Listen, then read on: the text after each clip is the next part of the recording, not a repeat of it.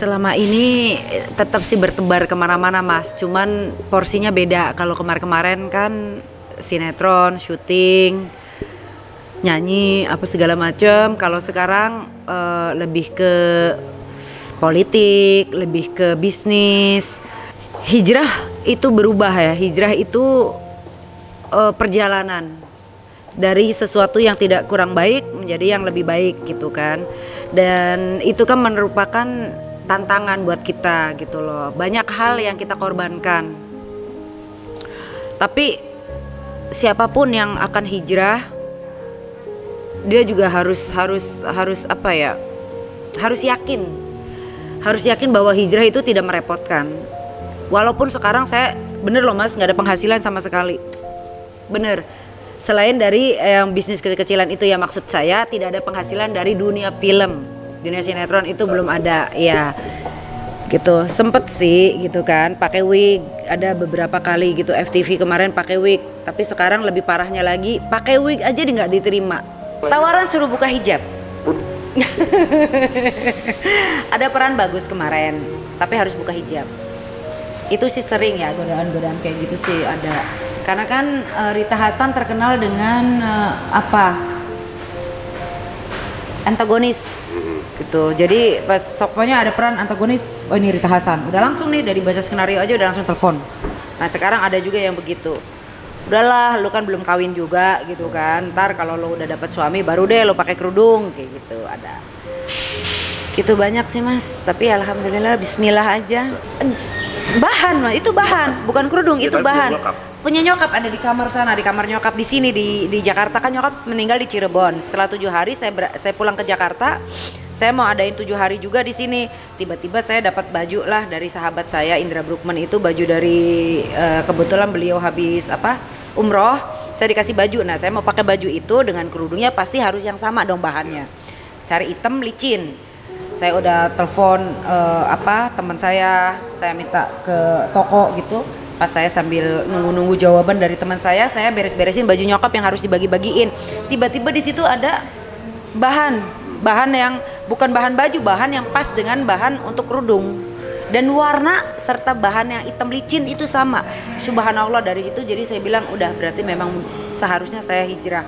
Mama memang dari dulu juga mungkin mengharapkan saya berkerudung, mengharapkan saya untuk meninggalkan pakaian-pakaian seksi. Sebelum meninggal sih mama biasa jodoh ya, ibadah. Mama kan sholatnya subhanallah, alhamdulillah mas, jam 4 pagi aja beliau bangun tuh langsung mandi loh, nggak pernah sholat subuh tanpa mandi. Dia selalu bilang, nok sembayang gitu. Kalau misalnya aku di Jakarta teleponan, aja kelalen sembayangnya gitu kan.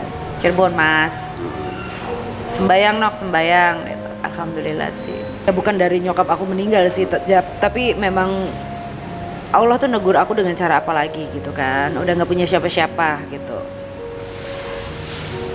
Masih mau, kematian itu pasti dan kita nggak pernah tahu kapan. Itu pun mama aku masih segar bugar loh mas, kecelakaan langsung koma 4 hari langsung meninggal. Jadi nggak pernah terduga gitu loh. Kalau orang sakit dulu kan enak gitu, mungkin masih ada lah kita bisa komunikasi apa ya. Aku jadi berpikir aku diselamatkan saat itu, aku udah ada di mobil juga. Aku sama supir, mamaku sama mbak di samping mama. Mereka berdua yang parah ya lukanya ya. Mama juga kena geger otak 20 jahitan. Akhirnya meninggal setelah 4 hari koma. Nah si mbak juga sobek ininya, terus tangannya. Tapi alhamdulillah sih sehat sekarangnya gitu. Nah saya di depan sama supir itu alhamdulillah nggak apa-apa gitu, walaupun memang nyesek banget. Terus saya pikir takut menghadapi kematian kalau saya belum ada yang dipersiapkan gitu loh. Karena kematian itu pasti dan datangnya tuh nggak pernah diduga gitu. Job nggak ada sama sekali, tapi ya saya yakin gitu. Ya ini tantangan kalau kita cuman gara-gara materi akhirnya kita balik lagi ke itu, ya sama aja dong kita belum hijrah gitu. Saya sih mikir mati itu nggak membawa apa-apa loh. Mamaku aja emasnya banyak banget, nggak ada satupun yang dibawa. Jadi kalau misalnya kita udah Allah kasih hidayah, kita mau bener, mau menutup aurat, mau berhijrah, ya udah ngapain lagi kita kepikiran masalah duniawi, masalah duit. Tahu lo nggak sih kita cuma makan kan 1 piring. aku hobi ya hobi.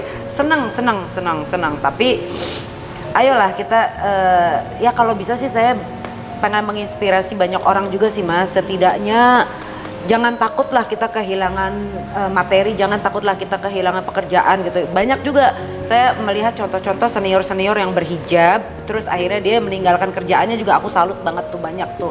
Fenita Ari gitu kan, dia lagi di program host apa gitu terus dia hijrah akhirnya dia harus ninggalin itu kan, itu nggak gampang sih karena aku rasain juga aduh nggak gampang Mas gitu.